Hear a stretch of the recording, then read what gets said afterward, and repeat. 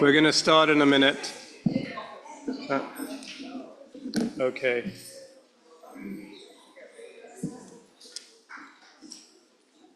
Yeah, everybody comfortable? Everyone awake? No? Anyone? I know it's Friday afternoon. We've got a couple more. Okay, hi, grab some seats. Okay, so I think we'll start. I've got my back to you guys.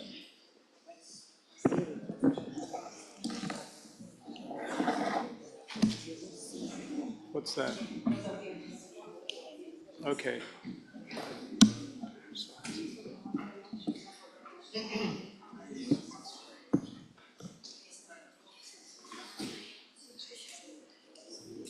Okay, now we're really going to start. So I'm Andrew Babanek. I will be your moderator for this afternoon. I am the head of food systems at UNDP.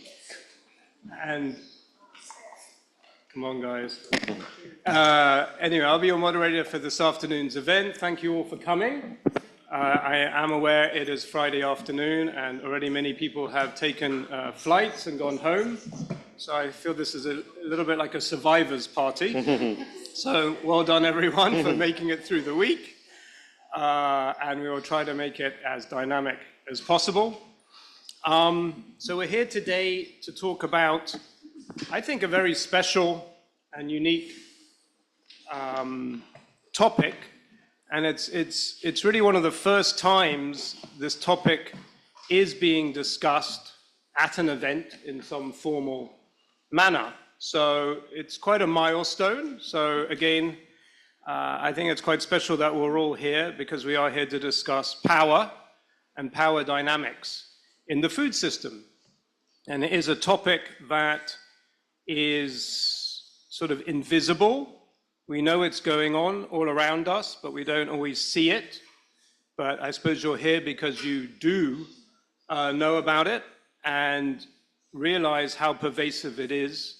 And when we discuss anything in food systems and food systems transformation, we know that power is there influencing all the decisions and putting up, I would say, a lot of the resistance to the change we see.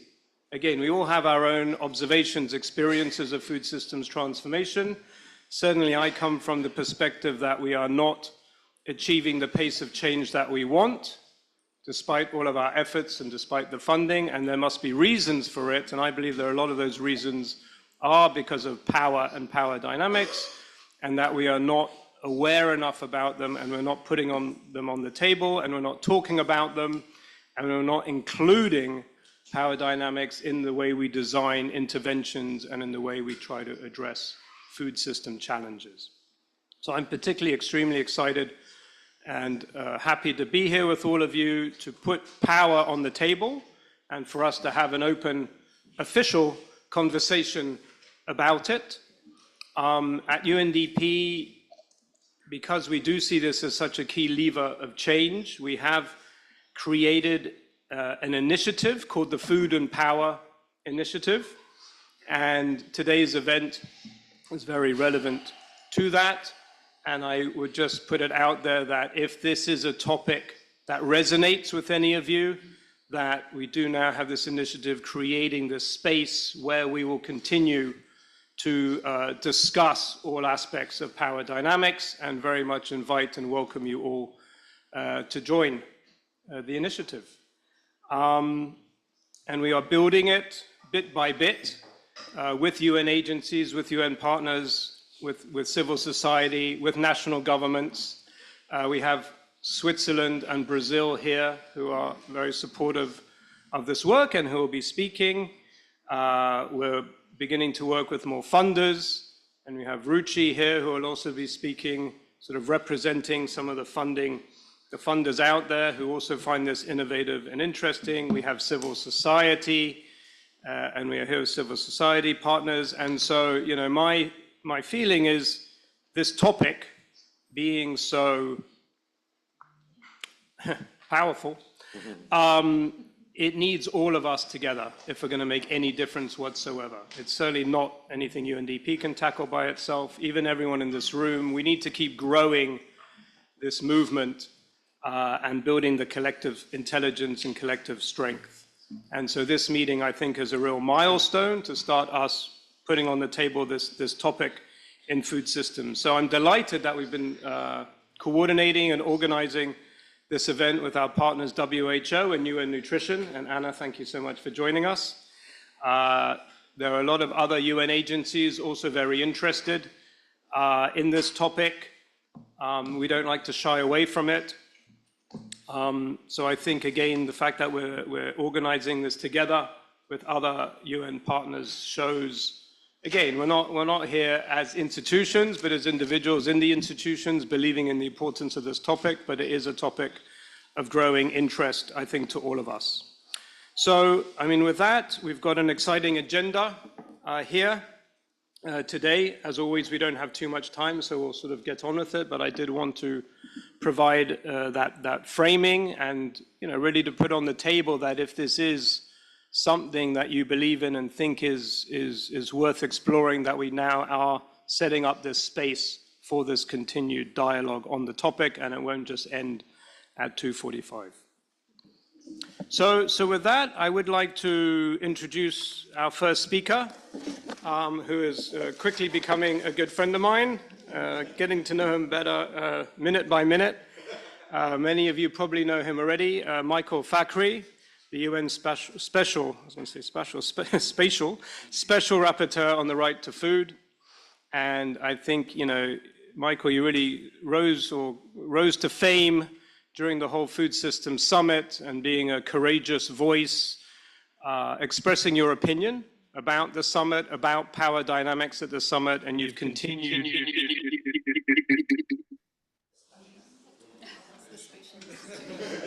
Someone's listening. Hello? Is that? Someone has the volume of PC open. So close the volume of the laptop. Yeah, are we good now? I think we're back. So yeah, I think many of you read or heard Michael's comments, reviews on the Food Systems Summit, the way food systems are being managed and supported. And I could think of no one better than to start us off unpacking and discussing power dynamics. Yeah, so just thank you, Michael, for your voice in all of this, your guidance, your vision. And with that, I will hand over to you to kick us off. Thank you. Thank you, Andrew, and thank you, everyone. And also, I just want to thank from Andrew's team, Anna and Abigail, really thank you for bringing us all together on this really important topic. Power in food systems is not discussed enough. I think this tells us the politics of our times. I also want to thank the interpreters. We can't do multilateralism. We can't have any solidarity without the work of our colleagues and comrades who are the interpreters. And I'll do my best to stay nice and slow, though I do get excited sometimes. This is my last formal event in Rome as the UN Special Rapporteur. I'm going into my 6th and final year. As I'm getting to know Andrew, I feel comfortable enough that I want to use this as an opportunity to reflect with you all. We all know that corporate power is incredibly concentrated in our food systems. We all know that corporations are poisoning our children and our environment. We all know that in the next 5 years, life on this planet is going to be hotter, more violent, and there's going to be more sorrow and pain. I don't need to give you statistics or tell you any stories. But I want us to think about power, and I want us to think about which verb are we using. Are we resisting power? Are we building power? Are we creating new power? I've focused on my last report on corporate power. I presented it to the General Assembly, but corporations are just the most recent legal form in which power is being concentrated in the hands of a few individuals. At the heart of it, at the root of the problem, are the types of relationships that create our food systems. and those are relationships of extraction and dependency. Corporations are a symptom of people relating to the land as if it was a commodity, extracting from the land, and then forcing people to submit, humiliating people, weakening people, so that then it's a relationship of an abusive relationship of dependency. That's what we're fighting against. What we want, and I'm using the we can talk about what do I mean by that, but what I'm gonna guess people on a Friday afternoon that are here talking about power want are relationships based on reciprocity and care. Taking care of the land, taking care of each other. How we treat the land and how we treat people are one and the same.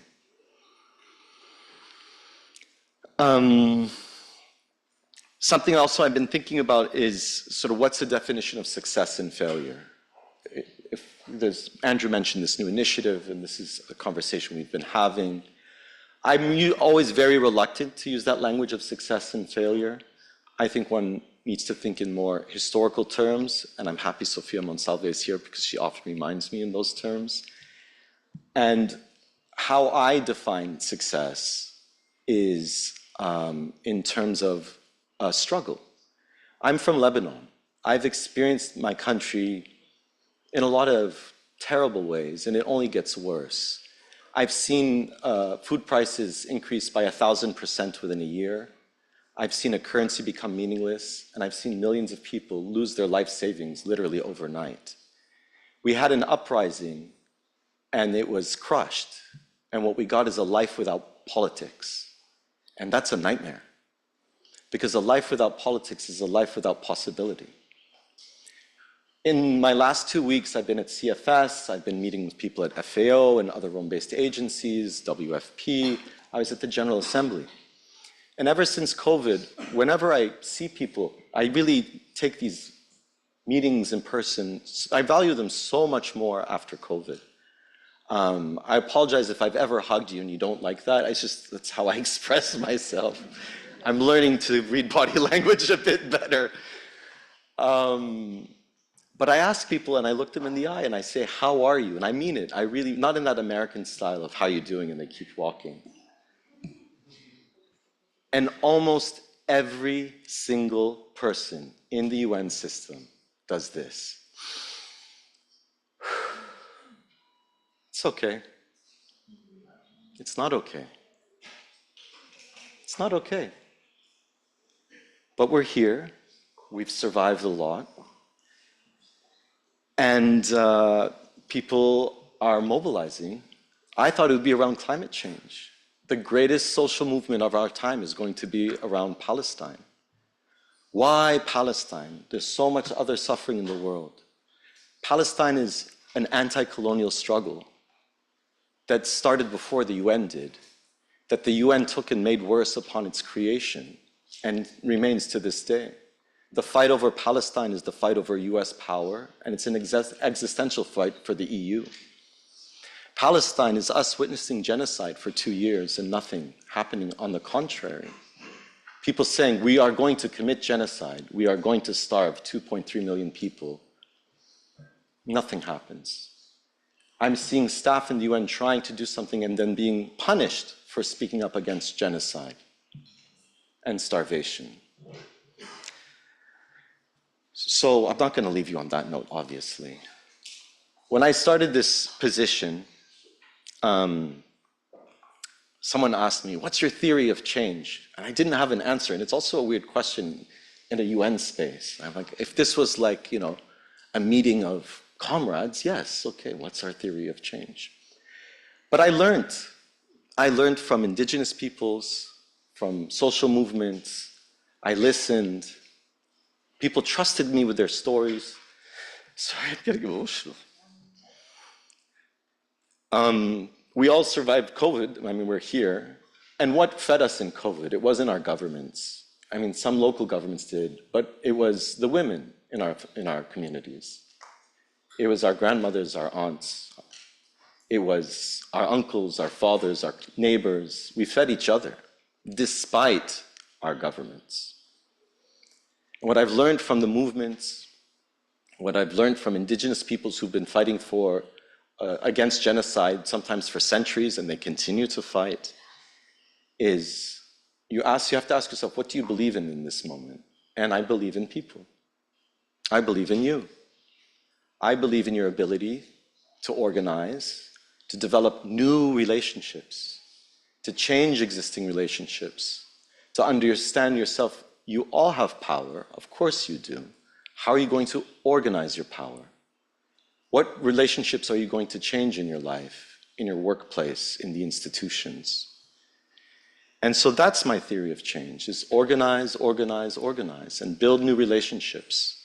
And the definition of success is, as long as the struggle continues, as long as you are part of a tradition that you are continue to learn about, and you are continuing that tradition, so that someone comes after you and you step out of that particular role, and the struggle continues. So I'll leave you with the advice I was given when I began. This was the previous Special Rapporteur on occupied Palestinian territories, Michael Link, and he said, be brave and be responsible. Thank you very much.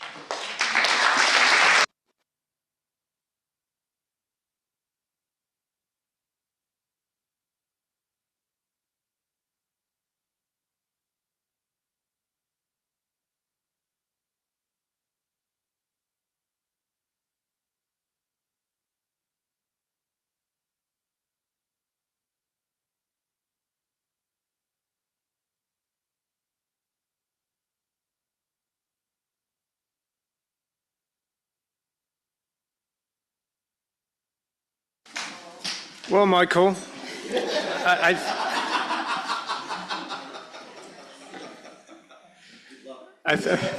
think he'll be missed. But as I said to Michael, I don't think he can quite go back to Oregon and just be a professor again. So I am sure we'll be hearing more from you to continue the struggle with us all. But thank you for that, as always, inspiring set of words. And hopefully that does inspire more people here in the room, online, elsewhere, to continue and finding new ways to talk about these issues and particularly on power.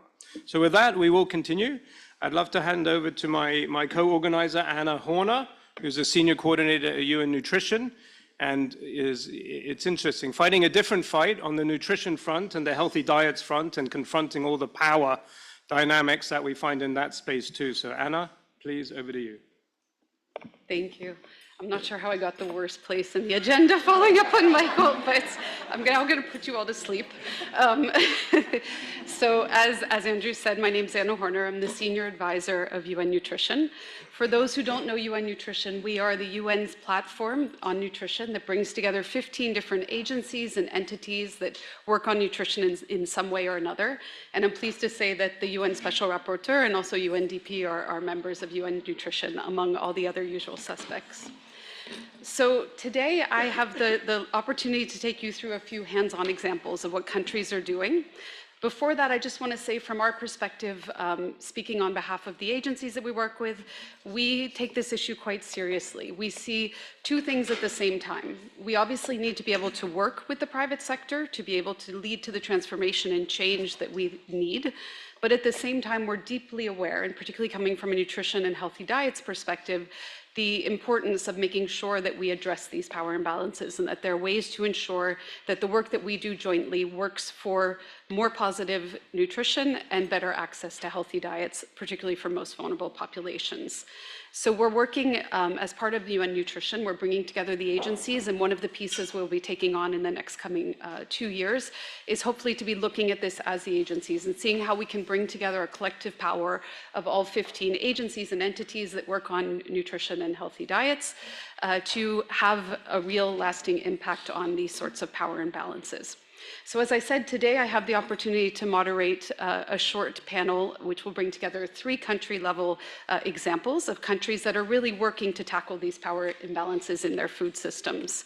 So we'll hear from 3 people, Janine Coutinho, who is joining us from Brazil's Ministry of Social Development and the Fight Against Hunger, followed by Madeleine Kaufmann, who is joining us from a senior policy officer from Switzerland. And then online, we'll be joined, and I hope he's with us, by Professor Amos Lar from the University of Ghana. So we'll get started with Janine, and just to gently remind everyone, if possible, we have 4 minutes for each person, which allows us to have plenty of time for the discussions afterwards. So, Ms. Coutinho, and I'll have to listen to the translation.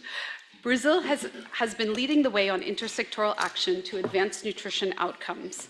Can you please tell us what, in your experience, has been can you please tell us what your experience has been dealing with power imbalances to advance nutrition policy and legislation? Thank you. And so just before you start, so everyone, there is translation services. Janine will be speaking in Portuguese. So if you need it, grab one of these headphones. Obrigada, Ana. Obrigada, Andrew e Ana, pelo convite para o governo brasileiro participar dessa sessão tão importante, né, discutindo forças, poderes e sistemas alimentares. Eu trago as saudações do Ministério do Desenvolvimento Social, Assistência, Família e Combate à Fome e da nossa secretária nacional, Lilian Raal. Bom, no Brasil, como muitos outros países, avançar nos resultados com políticas nunca é só um desafio técnico, né? É um desafio político. As assimetrias de poder que Andrew, Michael já mencionaram aqui, nos sistemas alimentares, da produção até o consumo, eles se manifestam em várias dimensões. E aqui eu vou trazer, tentando responder a sua pergunta, Ana, 3 dimensões. Primeiro, o poder das grandes corporações de alimentos e bebidas que dominam a produção, o marketing e a distribuição de produtos ultraprocessados no nosso país. Hoje, no Brasil, são mais de 25 milhões de pessoas que vivem em desertos alimentares, que são áreas urbanas com escassez de alimentos saudáveis, e cerca de 15 milhões em pântanos alimentares, onde há excesso de produtos ultraprocessados e poucos alimentos frescos. Esse desequilíbrio institucional entre o poder público e os interesses privados, né, expresso nas tentativas de setores empresariais de enfraquecer ou adiar as regulações. E aqui eu trago um exemplo bastante recente, um estado brasileiro, Ceará, onde foi aprovado um projeto de lei que proíbe a venda de produtos ultraprocessados em escolas. E uma reportagem realizada por o Joio e o Trigo, que é jornalismo investigativo no Brasil, trouxe a fala, né, do deputado que é o autor desse projeto de lei, Renato Roseno, e ele diz que o setor industrial utilizou táticas não transparentes para atrasar a aprovação desse projeto de lei, incluindo lobby de bastidores e pressão sobre os parlamentares para introduzir emendas redigidas pela própria indústria. E o terceiro ponto é o poder das indústrias de moldar as narrativas, né, questionando, por exemplo, a base científica da classificação nova, que é a base científica do nosso guia alimentar para a população brasileira, que é utilizada não só no Brasil, mas em muitos países, reconhecida internacionalmente, com muitas evidências, que caracteriza, que categoriza, né, os alimentos ou os produtos segundo o seu grau de processamento. E nesse processo da tramitação desse PL em específico no Ceará e também em outras inúmeras situações, muitas vezes a indústria alega que o conceito de ultraprocessamento carece de base científica numa tentativa de deslegitimar uma das mais importantes contribuições brasileiras para as políticas e adiar essas regulações, especialmente nesse caso do ambiente escolar, que são tão urgentes. Bom, a experiência do Brasil mostra que tratar e avançar em temas com maior complexidade como esses, né, com correlações de forças tão assimétricas, com o caso de medidas regulatórias, exige um tratamento mais estratégico, mais cuidadoso, né?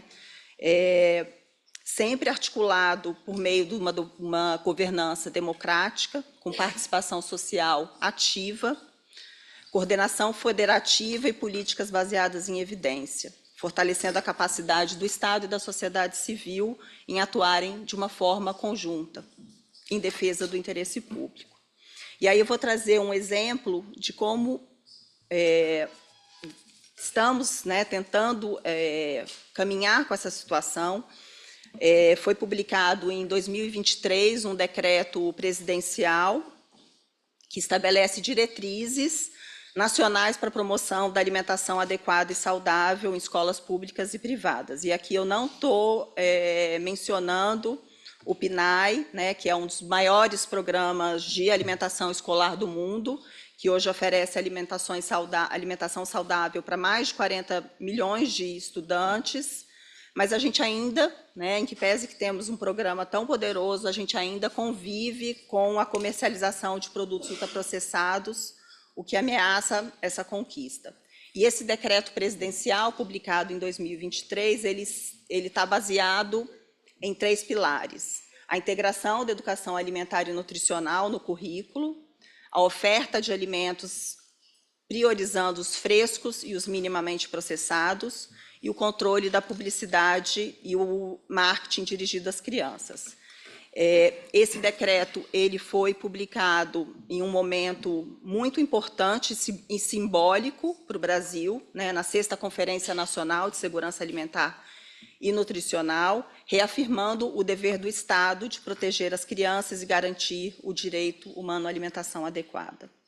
Foi um decreto que foi construído com muita participação social, né, mobilização da sociedade civil, da comunidade científica e também intersetorial no âmbito do nosso sistema de segurança alimentar e nutricional.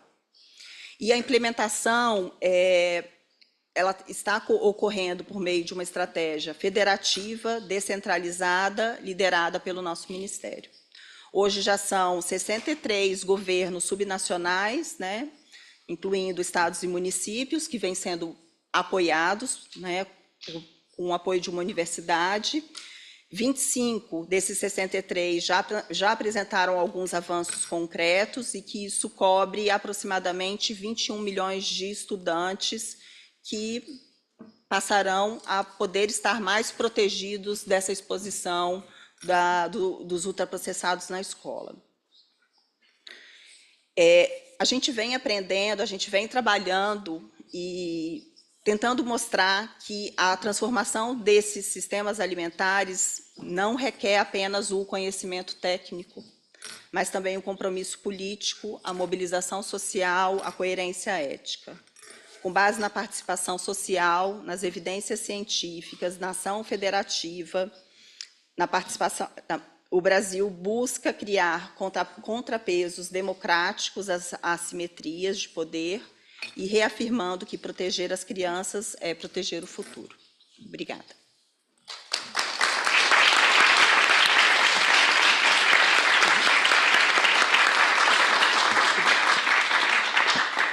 Thank you so much, Janine. That's very, very interesting example to kick off with. I think we were really able to see how Brazil really takes the lead at looking at these issues, tackling all the way across the value chain from production to consumption, but looking at all the different areas that come into play, including managing lobbying, interference in policy, labeling, legislation, political drive. And to see that you have such a systemic and strategic approach to the way that you manage it. Just to say that we were very lucky as UN Nutrition and the Healthy Diets Coalition to be able to take 10 colleagues from Healthy Diets Coalition countries to visit Brazil and to see a little bit some of this in action. And those 10 countries found it all very inspiring and will be taking those lessons home as well. So thank you again, Janine. So let me hand over now to Madeleine Kaufmann from Switzerland. So Madeleine, Switzerland's experience with direct democracy and citizens' assemblies is outstanding.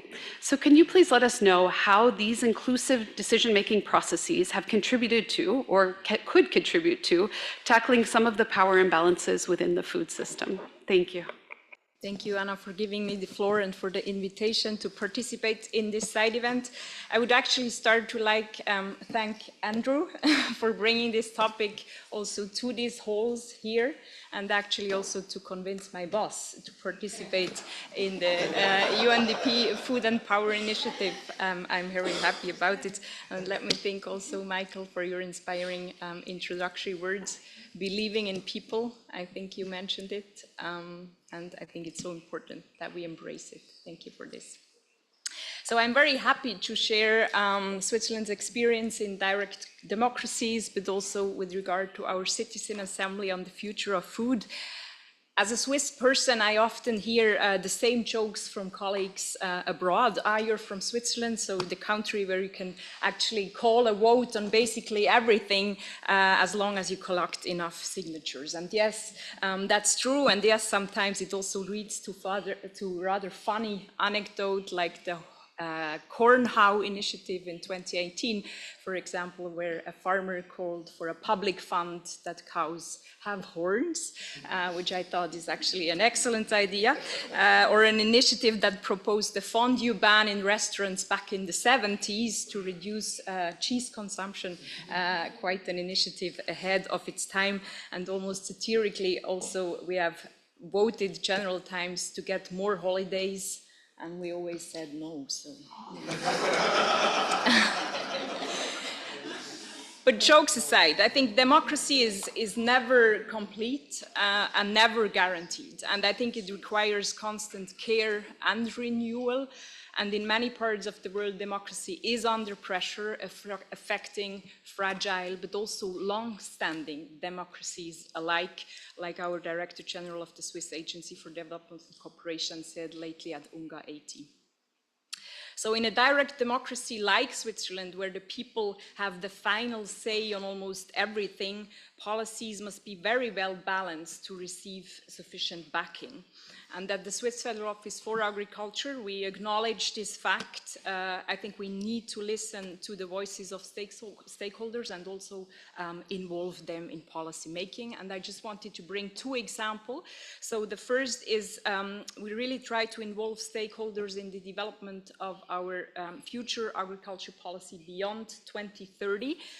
For the first time, all major actors in the food systems, from producers to processors to consumers to civil society, are being consulted through an advisory group to elaborate with us this future agriculture policy beyond 2030, where we got from the Parliament back in 2022 actually a mandate to enlarge the agriculture policy to a food systems policy. And then, of course, we are also interested to learn about new and innovative formats to better capture the voices of stakeholders and the population. So also in 2022, we supported the Citizen Assembly on the Future of Food, which was led by several civil society organizations.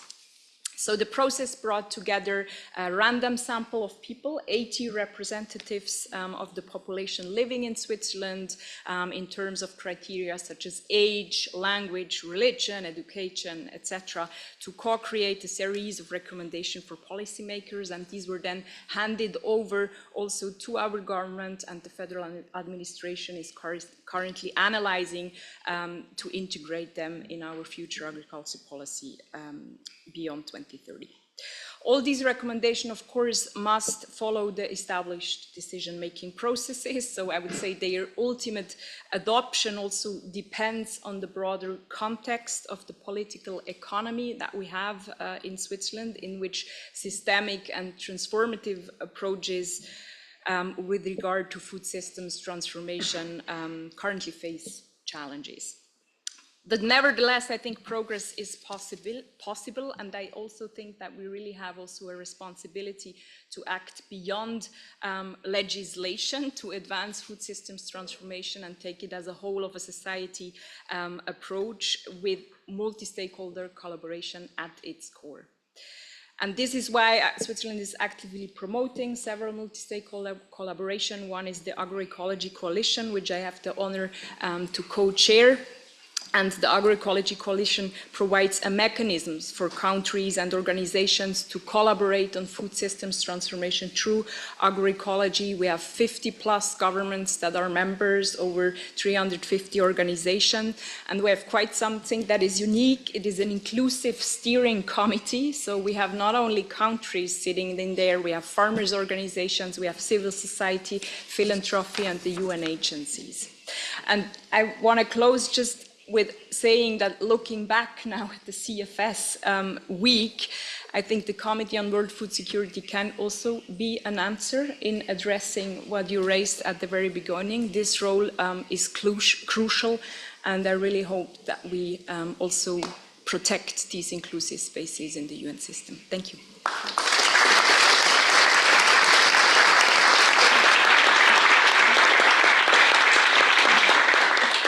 Thank you so much, Madeleine. A truly inspiring example from Switzerland. I think of a more inclusive way of democracy that I don't know that many of us have heard examples of before to that level.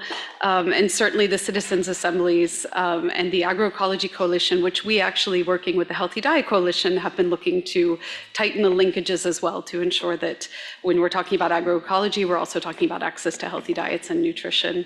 And I will let you speak later despite threatening a fondue ban, so because that was truly scary. Okay, so we will now move on to our third speaker, who I hope is with us online, Professor Amos Lar, who will be joining us from Ghana. He should be great. Professor Lar, can you hear us? I can hear you, but okay, good. I can hear you, and the mic is also on now. Perfect, perfect, and we can hear you well. So thank you so much for joining us from Ghana. The question I'm going to ask you is, given your involvement in the upcoming Lancet Commission on Ultra-Processed Foods, could you share insights on mechanisms in place to prevent conflict of interest in policymaking?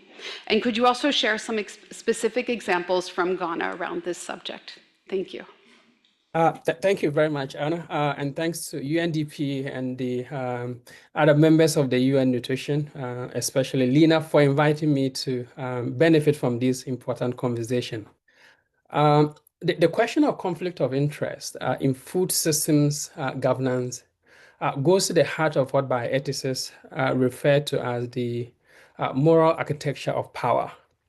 As others have noted, when it comes to these issues, the question of whose interest are allowed to shape, collective well-being ought to be asked.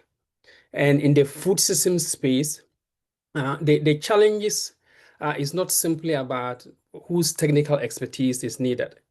There are also philosophical but also political considerations that need to be taken into account. And so that begs the question that has already been asked. Who should hold control over what we eat? Whose knowledge, whose capital, whose resources, and whose influence? Without a doubt, in this space of food systems, there are many relevant actors. And that is why in some countries, including Ghana, multi-sectoral or multi-stakeholder inclusivity is actually a requirement when it comes to policy development. Some go to the extent of arguing that such inclusivity reflects a systems mindset, but also build political legitimacy when all actors are brought on board. Well, I think that is true, but the moral question that arises then is not who is shaping our food systems. We do know, but who should be shaping food systems policy? We know too well when actors with vested financial interest are allowed into the food system space and their actions are unchecked, it compromises public good. And so, should they be allowed in? These are questions that we need to provide answers to. The forthcoming Lancet series that you refer to on ultra-processed food discuss this within the broader context of commercial determinants of health. In the series, we discuss how corporate political activity, lobbying, funding of research, reshaping considerations in this space. And so we went ahead and proposed a number of actions to address these challenges. First, we recommend that the need to protect food governance and policy from corporate interference, either through implementation of robust conflict of interest safeguards, not only across just policy making, but across professional, but also scientific practice. A second and most challenging recommendation we gave in the paper is to attempt to rebalance power of industries that produce health-harming goods, including food, either by disincentivizing production of those goods or consumption of same. And then third, we recommended that global but also national level mobilization in terms of advocacy efforts be implemented. And so coordinated coalitions with legal resources, with research resources and communication arms to help neutralize some of the doubt that is being manufactured by those who benefit from that. I'm aware these are not easy conversations or easy debate, but the point must be made clear, as we did in the Lancet series, is that managing conflict of interest, as we have recommended, is not demonizing industry. It is just about redrawing, the moral boundaries between public purpose and then private gain. And you asked me to give a specific example in Ghana within these space. Some of you may be aware that Ghana, as part of the Healthier Diet for Healthy Lives initiative, is developing a nutrient profiling system, and then 4 food-based policies: front of pack labeling, marketing restrictions, public food procurement and service policy, and food-related fiscal policy for the promotion of healthy diet. We argued that those policy spaces that existed, of course, need to be occupied, but they also need to be protected. And to do so, some of the suggestions or requests we made of our government was that there has to be deliberate, effort as to who is invited into those spaces, when they are invited, and then under what, terms. And for us, what we did was then to pilot test a structured intervention, an educational and, procedural framework to help immunize the policy-making process against undue industry influence. We brought about 30 senior officials from health, trade, finance, agriculture to participate in a training on how to recognize corporate political activity, but also some of the subtle tactics used to dilute, to delay and derail public, health policy. The results which we have published in Health Promotion International showed that awareness of participants are increased, but also their perceived, appropriateness of accepting gifts, travel sponsorship, or partnering with industry are reduced significantly. Beyond just the benefit to the participant, some of the government actors who are involved, including Food and Drugs Authority in Ghana, have adopted some of the recommendations from this intervention. And so, as a member of the Technical Advisory Committee on FDA, and I can tell you now at our meetings, there are disclosure and risk assessment processes that are modeled on the WHO conflict of interest tool that we use in our training. And so these are some of the examples that I would like to share from the Ghanaian space. Thank you, and over.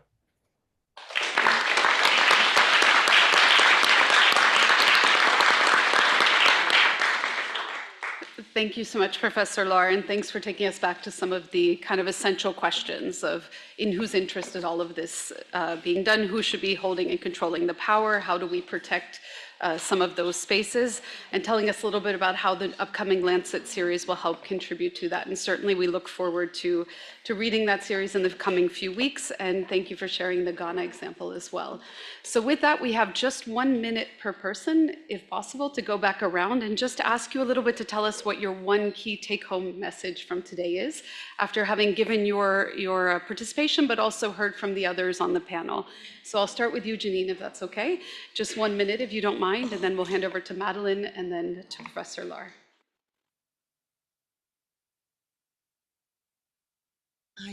Bom,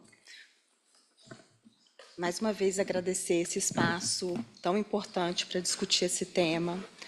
E eu queria reforçar a importância de como minimizar, né, porque os desafios eles são muito grandes. de como minimizar essas assimetrias de poder na transformação dos sistemas alimentares, com base numa estratégia coordenada, com evidências científicas, com uma governança democrática.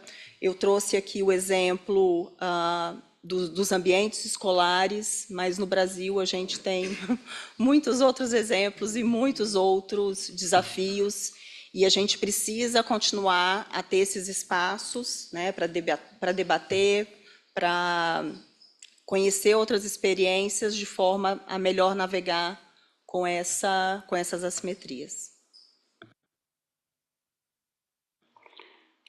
Great, thank you, Janine. Let me hand over to you, Madeline.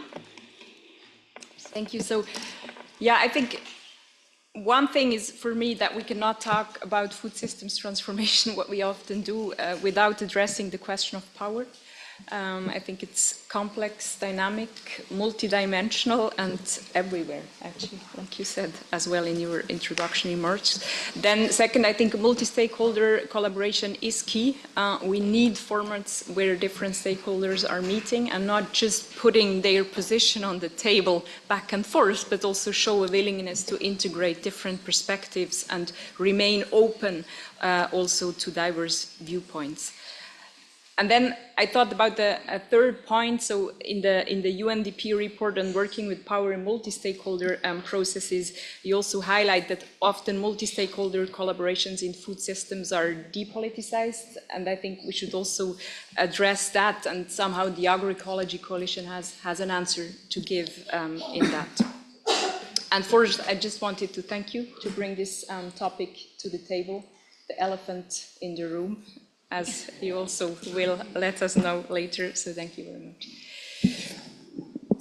Great, thank you, Madeline. And then let's hand over to Dr. Lahr for one final statement before we move on to the next.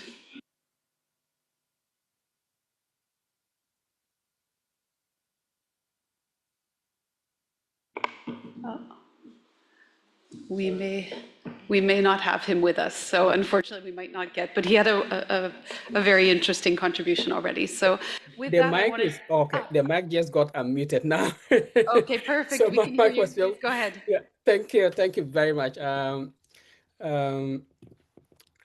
know, listening to all the speakers, especially the first speaker, the UN Special Rapporteur on I think one of the clear themes that has emerged, as far as I'm concerned, is the fact that you can't have transformation without symmetry. There ought to be symmetry of knowledge. There ought to be symmetry of voice and accountability. And as he rightly noted, you know, these power asymmetries that we have to deal with are not just accidental. They are engineered by, you know, systems that reward those who design those systems. And we have to destabilize that. Our task is to redesign those systems so that ethical safeguards become, you know, the standard and not just afterthought. And in doing this, as we have articulated in the Lancet series, there needs to be transparency. Transparency, as they say, is justice made visible. There needs to be capacity building. Capacity building is power that is shared, but we also need to insulate policy processes from actors with vested interests, financial or otherwise. And the example is what I have shared with you from our baby steps doing this in Ghana. So thank you, and over. Thank you. Can we just have one final round of applause for the two countries?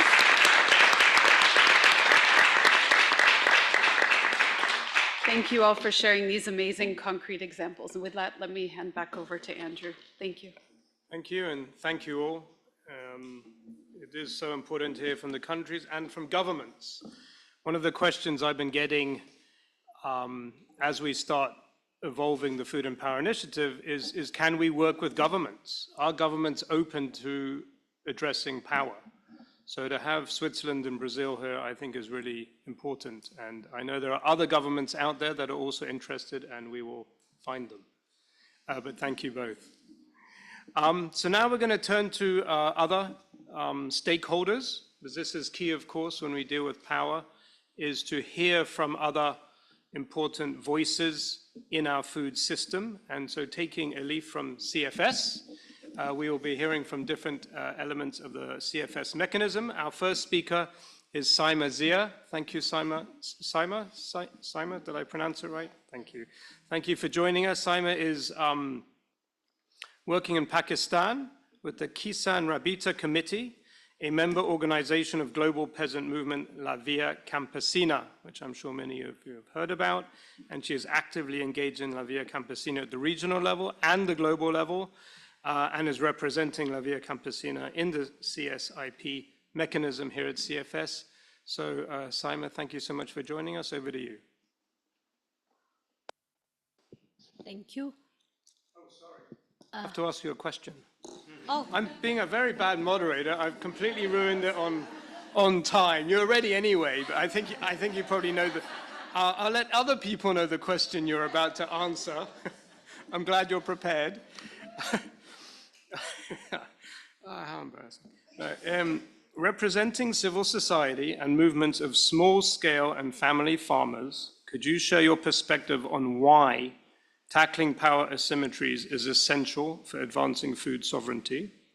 And can you give examples of how smallholder and peasant movements are working to rebalance power within the food system? Thank you. okay. Thank you. I will just start. I wrote actually with my whole skill of English, like something here. I will read it here later, but I will start with an example, like someone gave me how we define the power. Like he told me that if they found the treasure in my backyard, that belongs to the government. But if they find the drugs, that belongs to me, and they will punish me. So this is the somehow like if you find the treasure, so there is a power there, they want to take it. And obviously if there is a trash, no one interested in that, and they will blame the others that you did it.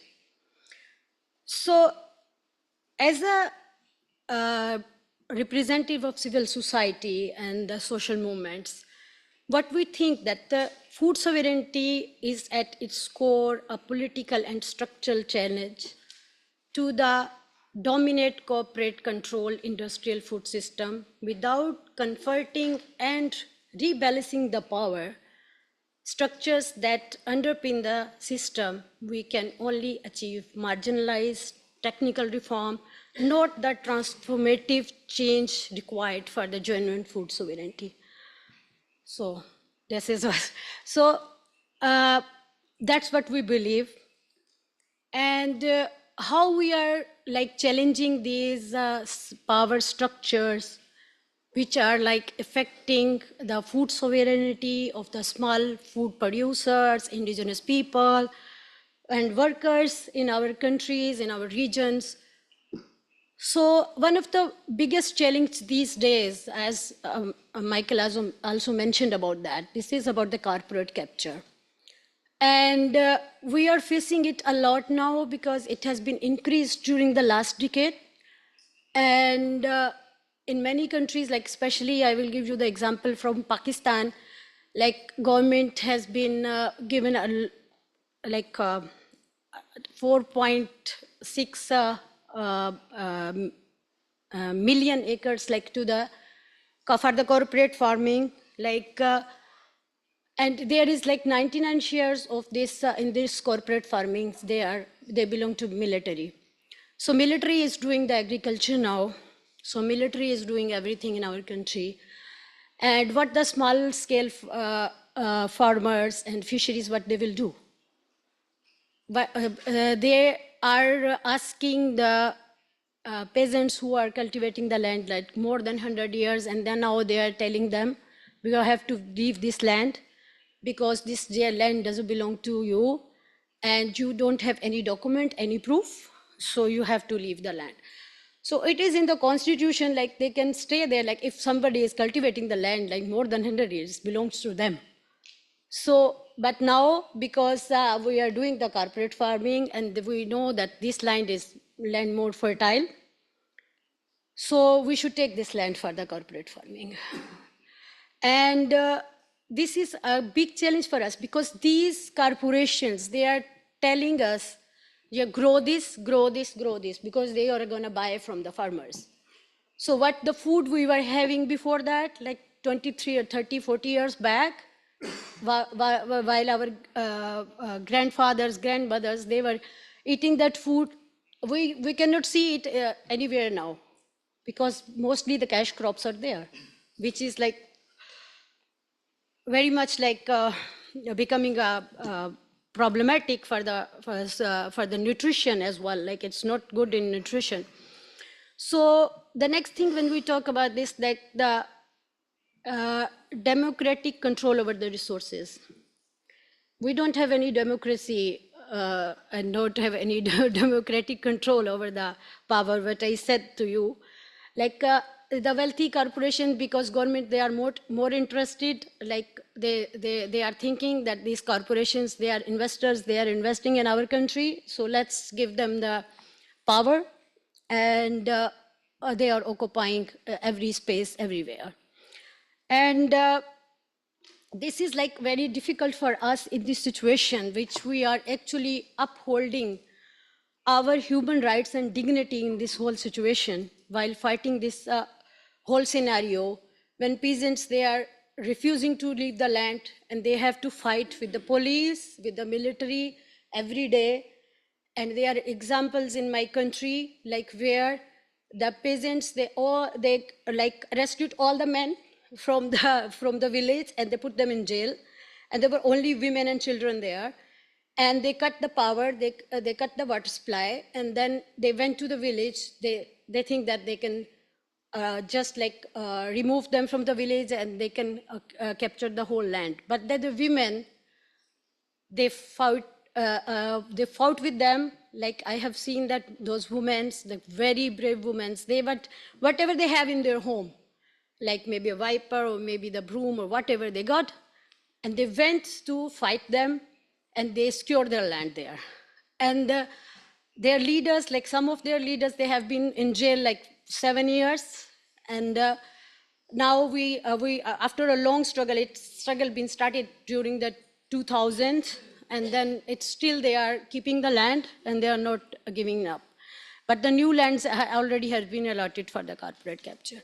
So it's during this whole time, it's becoming very difficult for us to uphold our dignity and human rights, because the basic human rights has been always questions about that. And then how we are coping up we are like doing like some policies, like for example, UN drop is a very good example for the smallholder and peasants. Like it's a charter been, like, we can if the countries, they're going to adopt that, and they can try to make their laws and policies around the UN drop. So I think it will be much better for the farmers. They can like get better rights. And also in the CFS, we have these policy guidelines for the right to food and for the gender guidelines, which can, if the uptake on that can be a very good, like a better impact on the lives of the women and girls in the countries like we have. Also, we are in some of the countries, we are having these community seed banks. Okay, I'm just going to finish up here. So we are having this like community seed banks and farmer cooperatives. We are trying to organize the farmers, so they if they are organized, they can hold more power. I don't know what type of power, but the people's power, which they have in them. And then like there is one more example, like from India during the COVID, the farmers, they were on the road like for the whole year almost.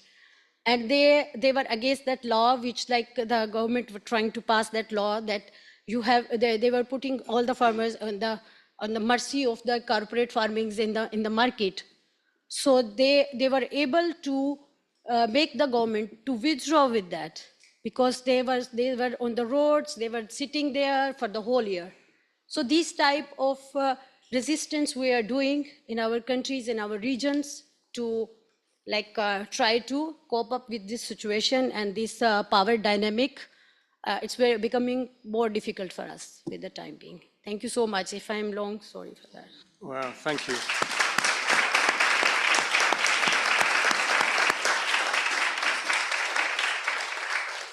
thank you, Simon. I'm sorry to cut you short on that, but I think it's a good, I mean, apart from how powerful your example was and what's going on there and you know, to the point of violence, it's a good, there are so many examples of what is happening out there with power and with countering power. And again, I think the intention of our initiative is to at least try to give space and more time so that we can be documenting, amplifying, sharing lessons from yourself and others around the place. So thank you so much for sharing.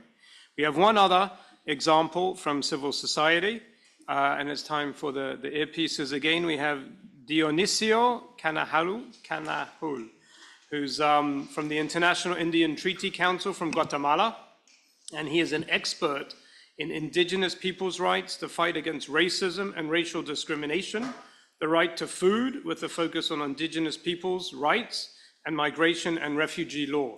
So wow, a lot of expertise there, and we'll hand over to you. So Donisios, para ti, y por favor, es para ti para hablar.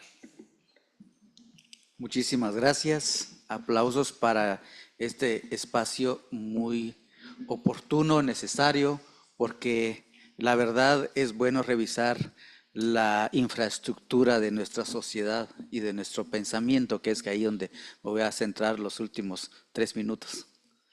Bien, para el caso de los pueblos indígenas, deseo partir que para hablar de trastocar el poder, desestructurar el poder, romper el poder, tenemos que empezar con un fenómeno que se llama racismo que sufren los pueblos indígenas. Si el funcionario público es racista, no vamos a esperar que su política pública, que su legislación o que la institucionalidad no sea racista en contra de los pueblos indígenas. Entonces, por ahí como que voy empezando con mis conclusiones, que es que esta iniciativa que estamos discutiendo hoy, necesariamente tenemos que colocar una línea estratégica de trabajo que es lucha contra el racismo contra los pueblos indígenas. Porque el racismo se manifiesta en las políticas públicas, como dije, en las legislaciones y en la institucionalidad. Por el racismo es que el sistema no cree en el sistema alimenticio de los pueblos indígenas. Los sistemas que tienen los pueblos indígenas es visto como algo peligroso para la sociedad. Pero si nosotros hemos vivido con ese sistema por millones de años, entonces ¿por qué representa peligro? Según los estudiosos del presente siglo. Entonces necesariamente estos sistemas alimentarios deben ser estudiados en las universidades, en las escuelas. Pero esto realmente necesita valor para hacerlo. En un reciente evento de TIRFA que pasó en Perú, dijimos que debe de cumplirse el artículo 31 de la Declaración de Naciones Unidas sobre los Derechos de los Pueblos Indígenas, en donde indica que los pueblos indígenas son dueños de las semillas y de los recursos fitogenéticos, y que nada en la teoría ni en la práctica, los sistemas de conocimiento de los pueblos indígenas no puede ser sometido a otros sistemas de conocimientos. Y aquí hemos escuchado varias veces que es que el sistema de conocimiento de pueblos indígenas necesariamente tiene que estar avalado o corroborado por el científico, por la universidad, por el académico. Eso es racismo, eso es discriminación racial. Entonces, este punto lo tenemos que colocar sobre la mesa para hablar de desestructurar el poder.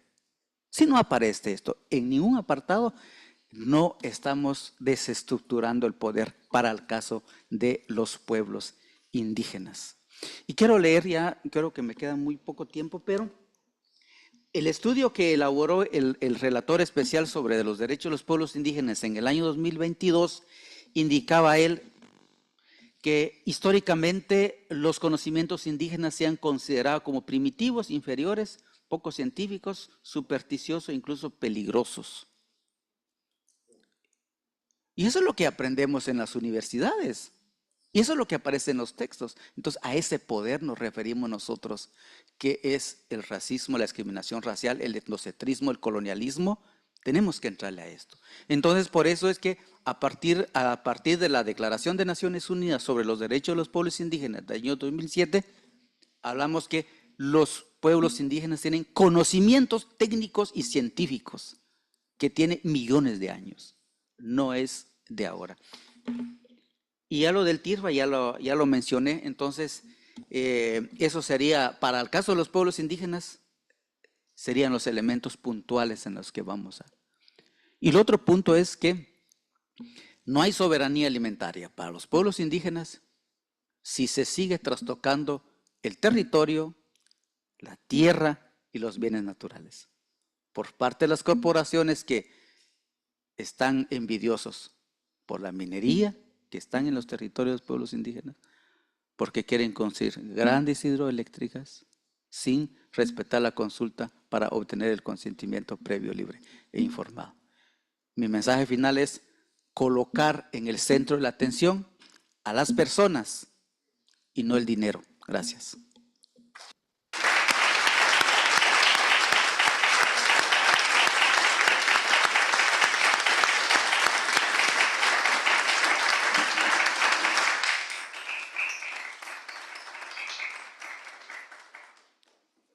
Thank you so much for that. And I think it's, I mean, I've been to Guatemala and I've seen the discrimination with the indigenous, and it's quite extraordinary. But, you know, what brings to my mind is these are the structural drivers or the structural barriers. And so if we think about food systems like in Guatemala, you know, you'll often see in my world at least, you know, a project design or intervention will talk about market or market accesses, but not those underlying power relationships and structures.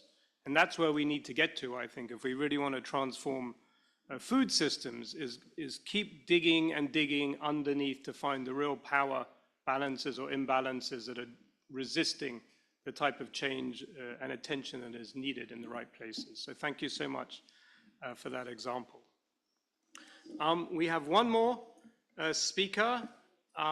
Just to say, again, because of my terrible timekeeping here, and also the richness of the conversations, I haven't wanted to curtail. We are going to keep going for another 10 minutes or so afterwards, so we do have some discussion space. My understanding, though, Michael, you are heading out. So thank you so much. I was thinking this is, I don't know if it's the universe, but this is your last official meeting as rapporteur, and this is the first official meeting in the food space on food and power. So you're handing over to us the baton, but again, thank you very much.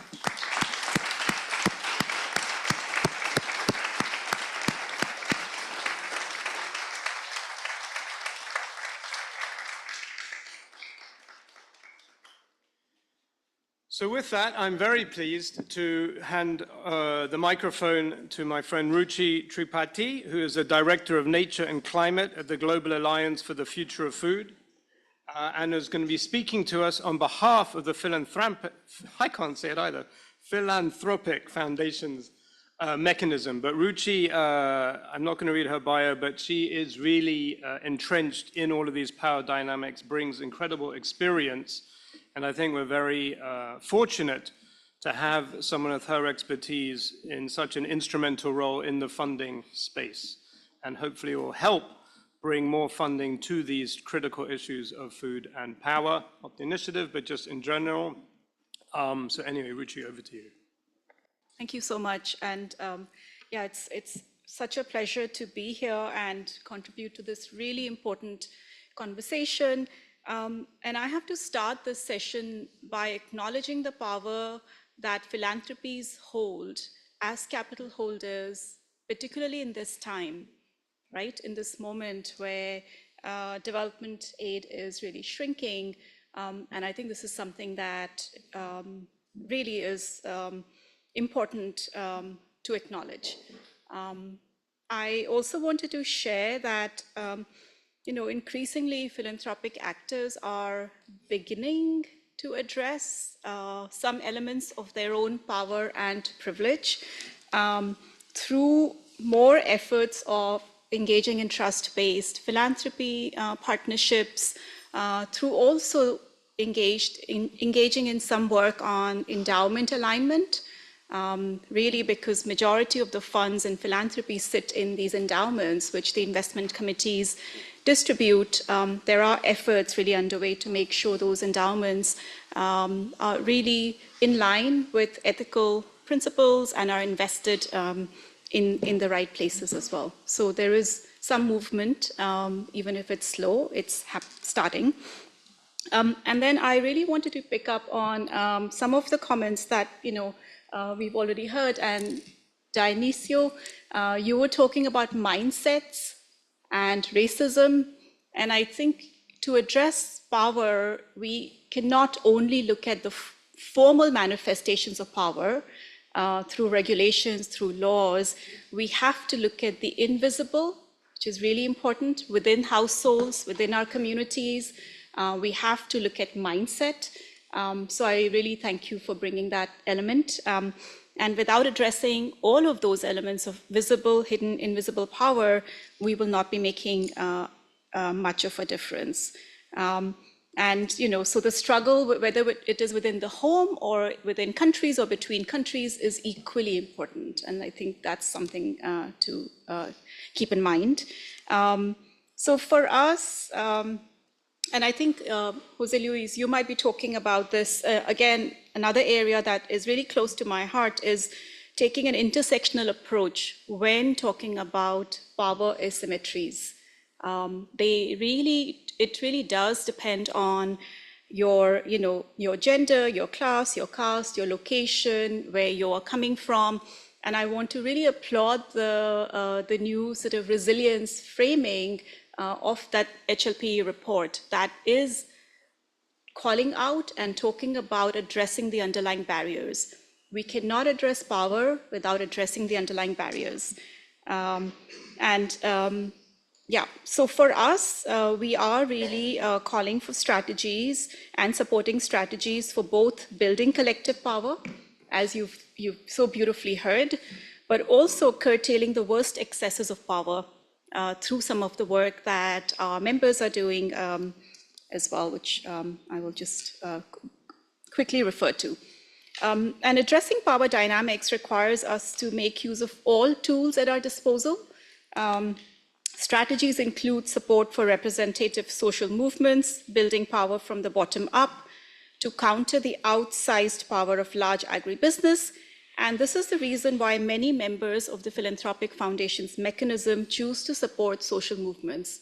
This is one of the key strategies to counter corporate power, is to really build collective power through social movement organizing. And thank you to our colleagues on the panel highlighting that. The other area that we are trying to support is what Madeleine, you referred to, is really investing in agroecological transitions.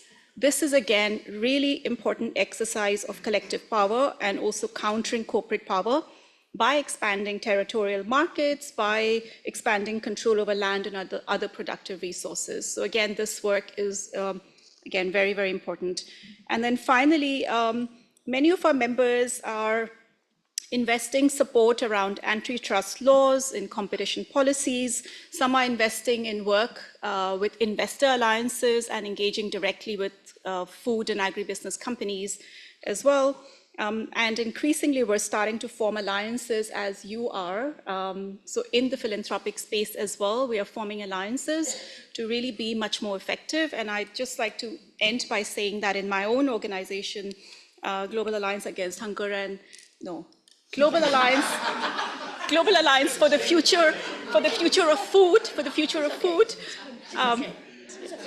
It's okay, it happened. For the future of food, in addition to working on supporting agroecological transitions, we're also really starting to work on what an agrochemical transition looks like. And our organization and our executive director has also been on the radar of people who track people who work on agrochemicals and chemicals, right? So her name is on that list as well. So we, just to say that, like, this is an area that we're now stepping in solidarity with the rest of you, yeah, and look forward to collaborating and working with you. Thank you.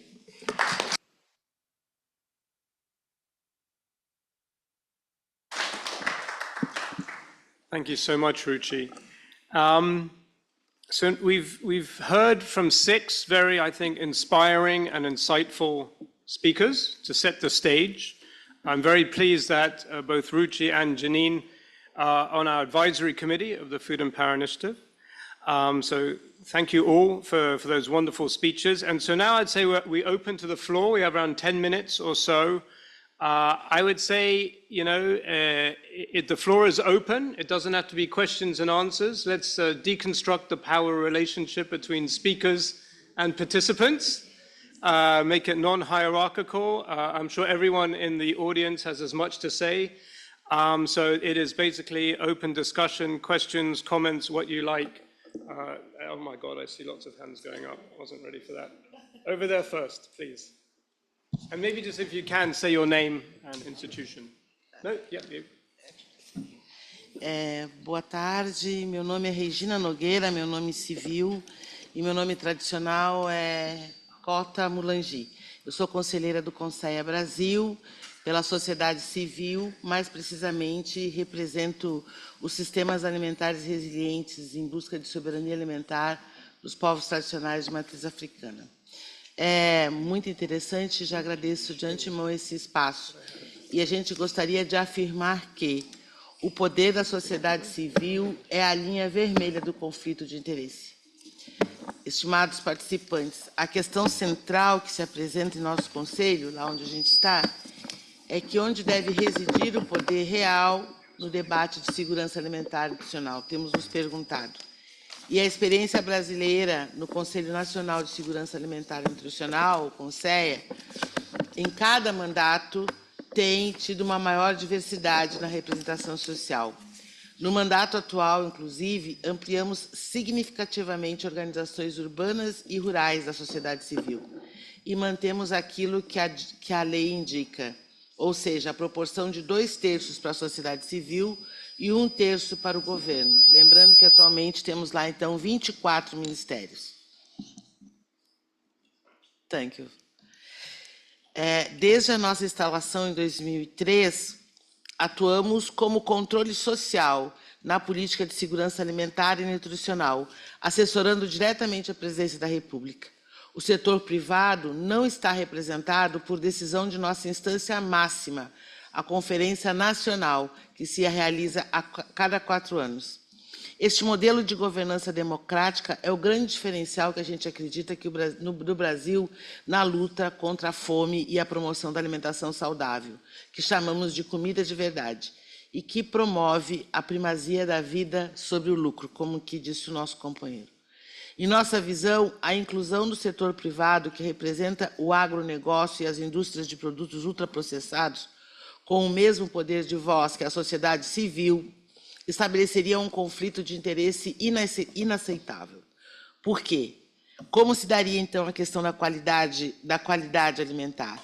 O setor privado hoje no Brasil é o principal vetor do modelo de commodities, que prioriza a monocultura, o lucro e a exportação. Este modelo de produção não só produz matéria-prima para produtos que são fatores de risco para a saúde, mas também está relacionado com o desmatamento, a perda de nossos biomas, a biodiversidade, contribuindo decisivamente para as mudanças climáticas. O risco para a saúde é o segundo ponto.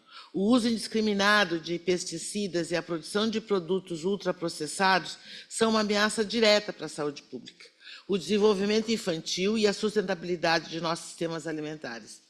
O papel do nosso conselho, desses conselhos e de espaços como esses, acreditamos, não pode ser o de legitimar modelos que, ao buscar o lucro máximo, sabotam a própria realização do direito humano à alimentação adequada.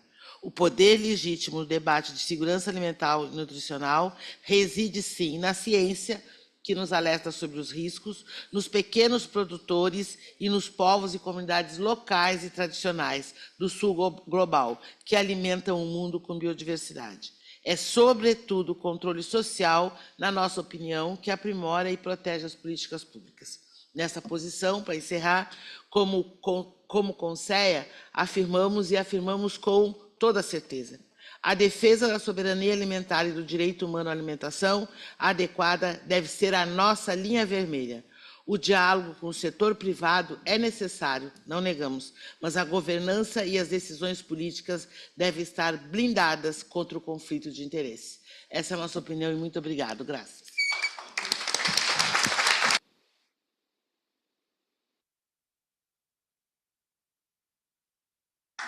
Thank you so much, our partners in Brazil.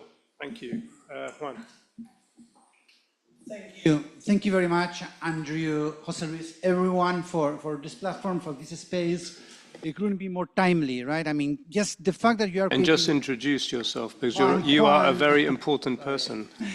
Juan Echanoe, I'm the lead of the Right to Food. I was going to say the Right to Food Cooperative more than a team, because I think that's what we are. No, thank you again for creating this space. I just want to reinforce what our colleague from Consia said, in the sense that, I mean, we cannot talk about the right to food. We cannot talk about any right if we do not talk about power, whether people like it or not, right? Because what human rights is all about is making sure that there are no power abuses. That's the very essence of it, right? And of course, if we talk about power, it's power struggle at household level, at national level, at community level. But I'm really happy to see this topic of corporate concentration getting momentum, because Christina said it's the elephant in the room. I could say it's the dinosaur in the room, because it's huge, it's very big, bigger than an elephant, and it's very violent. Elephants are peaceful, but dinosaurs were not. So, and we also have to be aware of that this is a conversation which is, it's extremely hard, and I really also want to raise the flag of the human rights defenders, because those are the ones putting their life at risk because of the protection of the right to food, because of the power struggles. But thank you very much for this initiative.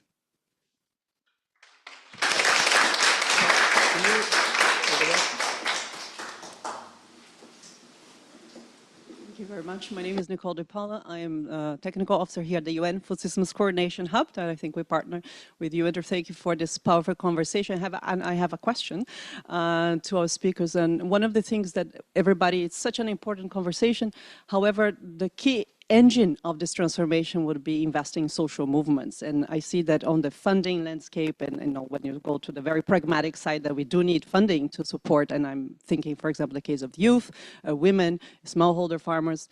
What is the experience here of the panelists, or the advice that, or what is the mobilization, even in this initiative, to bring this conversation to donors or to other spaces? But how can we actually finance and scale up this social movement participation? Thank you. Would anyone like to take that?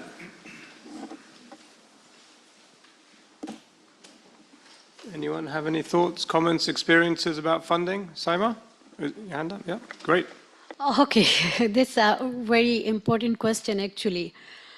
And I will talk about my experience in my country. Like I'm saying this at this platform, like if you go back to the countries like the FAO, IFAD, they are working with the governments. They don't want to work with the smallholder farmers organization, with the social movements. And also there are so many like funding agencies who have these like so many technicalities, like maybe the social movements, they are not like maybe expert in all these things. And sometimes it's become difficult for the social movements to get the funding, because we are the one who are like, sometimes we are on the roads, we are there like in the sitting like for days. And obviously this becomes sometimes for us like maybe we are not reaching out in time for the reports, or maybe we are like, I don't know what to say. But the most important thing is, like what we find in our countries, like most of the, like we did a project like the IFAD for 2 years. Like after that, they didn't want to do it with us anymore, because they just want to do it with the NGO who is working with the government. So sometimes they say, we did the evaluation, you don't have the capacity. If we don't have the capacity, so why are you here? You should build our capacity. Why are you not doing this? What is the use of the FAO and IFAD then? So I'm just asking this question because we are here in this space. There are other funding agencies as well. I have a lot of questions for them, but for now it's here. Good. I think those are great comments, questions. I'm glad you didn't put UNDP in that hat, but I'm sure we make the same mistakes. Okay, so we have a comment from the floor over here, and then Madeleine, and then I think we will need to start closing down. So please. Thank you very much. This is Cristina Tirado. I am with the SE Foundation, small foundation, that works mostly with Maasai communities, very remote from recent contact. Up to, like last week, I was with WFP, which I adore because they work with the ones that are more disempowered. And they really, I see WFP in these places, like bringing the right to food, like really bringing it there. So the communities that I wanted to explain what could be a way of funding, this is a response to you. Andrew, sorry that I am drifting a little bit, but just to introduce myself. I have seen excellent examples in local communities that have got in peace, like Maasai communities, getting in peace with the people that were working from another country. So I have an amazing project that has been growing bottom up for 10 years, that has been funded by the local, like say, investor, like Tata Chemicals. Tata, usually they have salt extraction. I have seen an amazing project that has been funded by Ratan Tata. Probably you know him. And he works on nutrition. And it's the locals, not the governments, in my opinion. And I work also in Chittagong Hill Tracts with the World Food Programme, 11 communities that are totally forgotten, that they don't have any right to food because they don't have any right to lands, because all the land has been taken over after the peace accord. There, I think that IFAD is a group that could be helping, but they usually put like the seed, right? But we wanted to talk with UNDP desperately because you have done an amazing work in Chittagong Hill Tracts, tracing what is the voluntary forest for the communities. And it's there where maybe you could be opening a door to all the work that the World Food Programme wanted to do in areas that are IPC3 and IPC4, and where maybe a small school, ancestral innovation school, with elders and students like managing the pilots and starting something different. So, it was a long story, but thank you so much for organizing this meeting and for creating the forum. Thank you. Thank you for contributing and participating and giving another good example of a situation from the field. So thank you. We are running out of time. Madeleine, you've been hearing a lot about governments versus local communities, local grassroots, bottom up, top down. So why don't we hear from you, and then we will go to our closing speaker. Yeah, actually, I didn't want to have the last word, but I wanted to respond to your question, also asking about youth. I think you made a very important point there. Often what I hear youth in food system, they tell me, you're only consulting us, but you're not involving us in decision making. And I think that's so important that we change that. It's not easy, I know. We have a youth representative also now in Switzerland to give its insight in the agriculture policy. It's still too little, I think. It should be broadened. But I just wanted to thank you to bring this up. They are the future of our food security, and we should have them at the table as well. Thank you.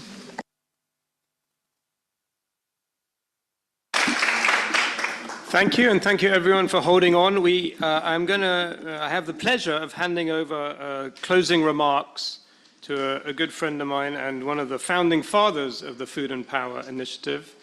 And I'm glad I don't have to close remarks on this very rich event. But Jose Luis Giacoma, as I said, really helped us start thinking through power dynamics in the food system at UNDP. He's also on the advisory committee of the initiative and has just spent the last year preparing a fantastic report on food and power, which he launched yesterday. I'm not sure if I'll mention it right now, but please close us up. Thank you very much, Andrew. Thank you also for addressing the elephant at the table. That's the name of the report. And thank you for the amazing work. This is the first official event on power in these kind of meetings. So I congratulate UNDP, UN Nutrition, the amazing UNDP team with Anna Pascal and Abigail Stein for bringing this urgent issue to the table. I have 3 final reflections. I'm well aware that I'm between this event and your flights and enjoying this sunny afternoon in Rome. So the 3 reflections are on frustration, inspiration, and hope. I start with frustration. All of us working on food systems work around power. We are experts on power, even if it's not on our resumes, if we haven't published anything on power, we are experts on dealing on a day-to-day basis with power. And we get frustrated. The enormous power that corporations have that is not only about the negative impacts on consumers, on people, on producers, is the impact that they have on policy making and on narratives that completely dominate our work around food systems. That corporate domination can lead us to frustration. What Michael Fakhri mentioned about food being weaponized so recently as 2025, and we are not able to do anything, even if it was that clear what was going on, that leads us to frustration. And many other power inequities around our food systems can lead us to frustration. But I want to move to inspiration. Michael Fakhri inspired us on this urgent call to be brave and responsible. The social movements, La Via Campesina, many activists, scholars that have led the way to addressing power on food systems inspire us. Many different groups talking about the frustration with racism inspire us to change that situation, like Dionisio mentioned. But there's also hope. No? This week, for me, gave me a lot of hope, addressing one of the big elephants at the table on food systems transformation, land access, ownership, and control, with so many sessions and countries talking about their experiences on this, gives me some hope that we're finally going in the right path. The inclusive mechanisms that CFS has for indigenous peoples and social movements give us hope that we can change the situation.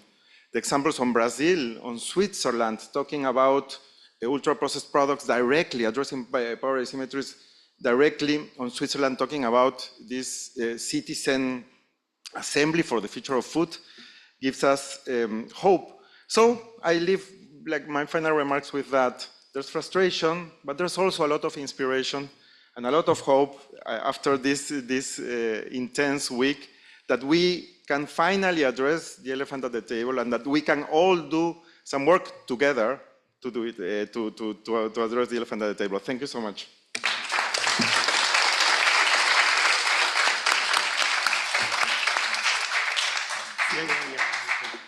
Anyway, thank you very much, Jose Luis. And so my role now is just to close this up. You really are the survivors of the survivors. I noticed people leaving, so thank you all for staying. I hope that was inspirational. I want to thank all of you. And also, we were just saying, whilst UN Nutrition and UNDP are here, WHO was also a key partner with us. And so thank you, WHO, online. But we will keep building that coalition of UN agencies and with all of you. If anyone's interested in not running out, do speak with Anna and Abby about the FPI Food and Power Initiative. Anna, thank you very much. Everybody, goodbye, good night.